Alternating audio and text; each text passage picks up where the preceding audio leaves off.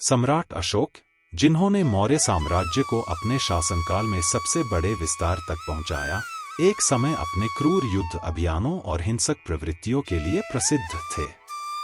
लेकिन एक निर्णायक युद्ध के बाद उन्होंने जीवन की सच्चाई को पहचाना और बौद्ध धर्म की ओर आकर्षित हुए। इस कहानी में हम देखते हैं कि किस प्रकार अशोक ने भगवान बुद्ध की शिक्षाओं से प्रेरित होकर अपने जीवन में परिवर्तन लाया। यह कहानी कलिंग युद्ध के समय से शुरू होती है, जब अशोक ने कलिंग पर आक्रमण किया था। यह युद्ध अत्यंत भयानक और विनाशकारी था। हजारों लोग मारे गए और इस युद्ध ने पूरे देश को हिलाकर रख दिया। युद्ध की समाप्ति के बाद अशोक ने युद्ध भूमि का दौरा किया और वहां की स्थिति को देखा। मृतकों के शव और घायल लोगों की पीड़ा ने उनके मन को गहरा आघात पहुंचाया। अशोक ने देखा कि युद्ध ने केवल राज्य की सीमाओं का विस्तार किया है, लेकिन उसने अनगिनत निर्दोष जीवनों को समाप्त कर दिया है। उनकी आत्मा को इस विनाश ने झकझोर कर रख दिया। वह रातों को सो नहीं पाते थे और दिन में भी इसी सोच में डूबे रहते थे कि क्या यह सब वास्तव में आवश्यक था? क्या वास्तव में विजय का यही अर्थ था? इस आत्मपीड़ा और द्वंद्व के बीच अशोक को ज्ञात हुआ कि उनके राज्य में एक बौद्ध भिक्षु भद्रजीव निवास कर रहे हैं। भद्रजीव अपनी शांति और ज्ञान के लिए प्रसिद्ध थे। अशोक ने निर्णय लिया कि वह भद्रजीव से मिलकर अपनी समस्याओं का समाधान पूछेंगे। एक दिन अशोक भद्रजीव के आश्रम पहुंचे।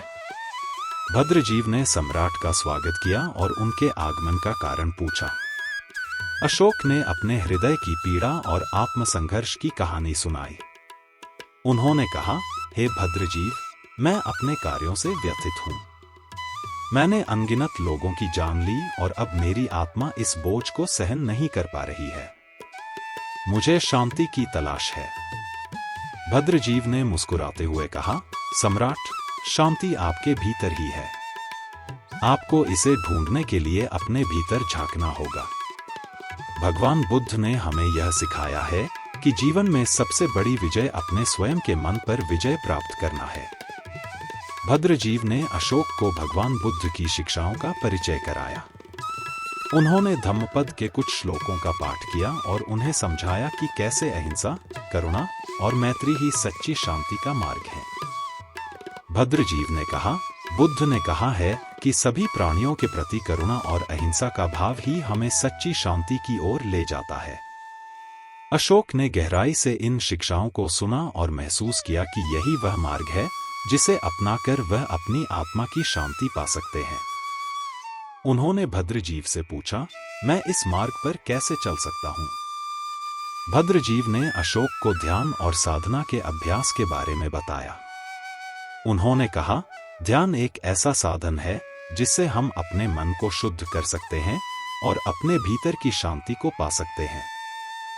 प्रतिदिन कुछ समय के लिए ध्यान करो, अपने विचारों को शांत करो और अपने भीतर की आवाज को सुनो। अशोक ने भद्रजीव की सलाह को माना और नियमित ध्यान करने लगे। धीरे धीरे उन्होंने अनुभव किया कि उनके मन की अशांति कम हो रही है और उन्हें जीवन की सच्चाई का बोध हो रहा है। अशोक ने अपने शासनकाल में बड़े बदलाव किए। उन्होंने अहिंसा और करुणा की नीति अपनाई और अपने राज्य में बौद्ध धर्म का प्रचार प्रसार किया। उन्होंने जगह जगह बौद्ध मठों और स्तूपों का निर्माण करवाया और लोगों को धर्म का पालन करने की प्रेरणा दी। अशोक ने अपने राज्य में शांति और सद्भावना का माहौल बनाया और अपने प्रजाजनों के कल्याण के लिए कई योजनाएं चलाईं। अशोक ने अपने पुत्र महेंद्र और पुत्री संघमित्रा को श्रीलंका भेजा, जहां उन्होंने बौद्ध धर्म का प्रचार किया और वहां के लोगों को धर्म की राह पर चलने की प्रेरणा दी। उन्होंने कई देशों में बौद्ध धर्म के दूतावास स्थापित किए और अपने शासनकाल को धर्म और शांति का प्रतीक बना दिया। अशोक के शासनकाल में भारत ने एक नई दिशा पाई। उन्होंने अपने जीवन में सच्ची शांति और संतुलन का अनुभव किया और अपने राज्य को भी शांति और सद्भावना का संदेश दिया। अशोक ने यह समझा कि सच्ची विजय केवल राज्य की सीमाओं को बढ़ाने में नहीं, बल्कि अपने मन और आत्मा की शांति पाने में है। सम्राट अशोक की यह कहानी हमें यह सिखाती है कि जीवन में सच्ची शांति और संतुलन पाने के लिए हमें अपने भीतर की शांति को ढूंढना होगा। भगवान बुद्ध की शिक्षाएं हमें यह मार्ग दिखाती हैं कि कैसे हम अपने जीवन में करुणा, अहिंसा और मैत्री को अपनाकर सच्ची शांति पा सकते हैं। अशोक ने अपने जीवन में यह परिवर्तन लाया और एक महान सम्राट के रूप में अपनी पहचान बनाई। अशोक की कहानी एक प्रेरणादायक उदाहरण है कि कैसे भगवान बुद्ध की शिक्षाओं से प्रेरित होकर हम अपने जीवन में सुधार ला सकते हैं। जब हम अपने भीतर की शांति को पहचानते हैं और अपने मन को शुद्ध करते हैं, तो हमें जीवन की सच्ची दिशा मिलती है। शांति और सद्भावना का यह मार्ग हमें अपने भीतर की वास्तविकता से जोड़ता है और हमारे जीवन को सार्थक बनाता है। इस प्रकार अशोक ने भगवान बुद्ध की शिक्षाओं से प्रेरित होकर अपने जीवन को नई दिशा दी और शांति, संतुलन और बुद्धिमत्ता के महत्व को समझा।